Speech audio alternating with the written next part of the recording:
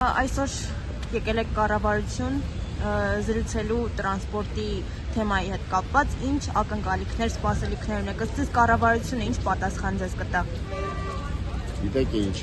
մենք որը եկե հասել ենք այստեղ, դեռ հույս ենք փայփայում, որ այսօրվա մեր ժողովրդավարական կառավարությունը, ինչպես նշում են, ժողովրդավարական, եթե ժողովրդավարական է, պետք է 14,000, 15,000 բնակչի ձայնը, պահանջը, խնդրանքը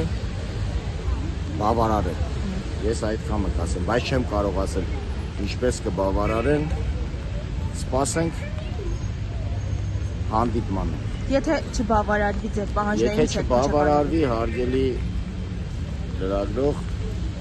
ամբողջ ժողովուրդը, եթե Կոտայք Ասախ համայնքի բնակչության 20-30%-ն է բարձրաձայն է եւ դուրս եկել փողոց, այժմ շատ ժողովուրդը բարձր սպասելիքներով, մեծ ակնկալիքով, որ կառավարությունը կլսի ժողովրդի ձայնը, ժողովրդի խնդրանքը, պահանջը,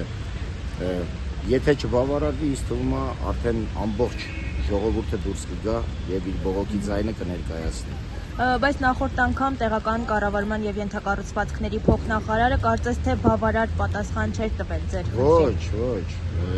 գիտեք ինչ, անընդհատ